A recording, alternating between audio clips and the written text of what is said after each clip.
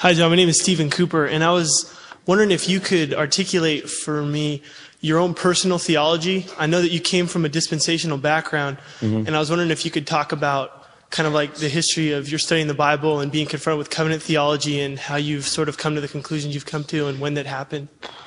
Well, let's see. I was born at a very early age, and fortunately was born near my mother, and let's see, what else? No,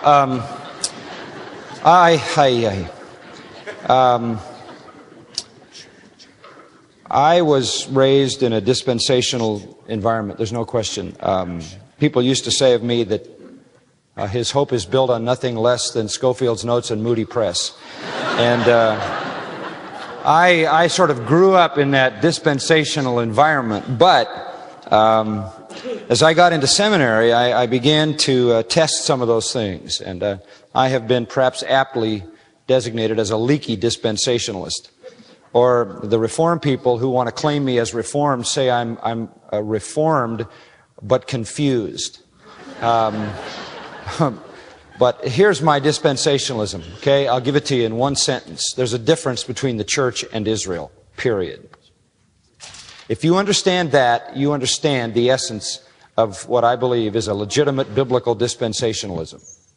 That permits a kingdom, that demands a kingdom, and that makes you premillennial. Because if you believe there's a distinction between Israel and the church, then the church is not Israel. And if the church is not Israel, the promises of a kingdom to Israel have to come to pass, and that's why you have to have a kingdom.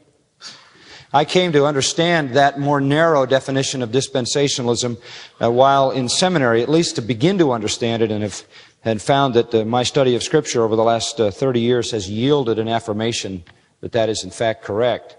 At the same time in seminary, I began to be exposed to reading among more Reformed theologians and found myself drawn toward carefully examining the Scripture. And over the years of exegeting the Scripture, now 25 years here, it has again yielded to me a Reformed theology. But it is the byproduct of exegesis. I've always said a man has no right to claim a theology if he's not an exegete, because how can you know what the whole is if you can't interpret the parts? So it's been a process. I was convinced of it when I started, and I'm more convinced of it now as I've gone through the text. I was convinced of it when I started because I read so many noble men who held that view. It was more at that point hero worship, and now it's become my own.